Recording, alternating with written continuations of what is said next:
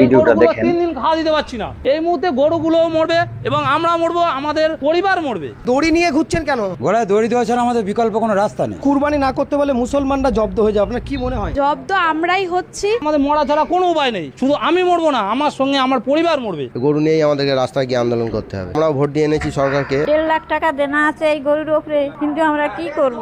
আমরা শিক্ষিত ছেলে, সরকার একটা চাকরি দিতে পারছে না, কিন্তু আমাদের পেটে লাথি মারছে সরকার। সরকার যদি না দেনার দায় নেয় তাহলে আমাদের গলায় দড়ি দিতে হবে, বিষ করতে হবে বা আত্মহত্যা করতে হবে। যেরকম সারদায় হয়েছে, কত লোক মারা গিয়েছে, তাহলে এও তো সেরকম পরিস্থিতি পড়ে গেছে। গরু বিক্রি না হলে আমাদের না খেয়ে মরতে হবে। আমরা কি করব? নবান্ন নিয়ে যেতে হবে, তাহলে সেখানে গিয়ে সামনেই কি ভারতের হিন্দু দাদারা, এই ভিডিওটা দেখে আপনারা কি বুঝলেন? সমস্যা কিন্তু আপনাদেরই, আমাদের না। আপনারাই আছেন বিশ্বের গরু মাংস রপ্তানিতে 3 নম্বরে।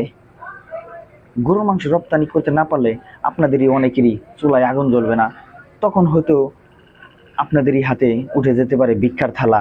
এখনো সময় আছে, ভারতের নিরীহ মুসলমানদের গরু মাংস খাওয়া থেকে করবেন না বাধা, নয়তো বহির্বিশ্বের সমস্ত মুসলমান মিলে আপনাদের কাছ থেকে গরু মাংস কিনতে দিবে বাধা, তখন আপনারা বুঝবেন ঠেলা।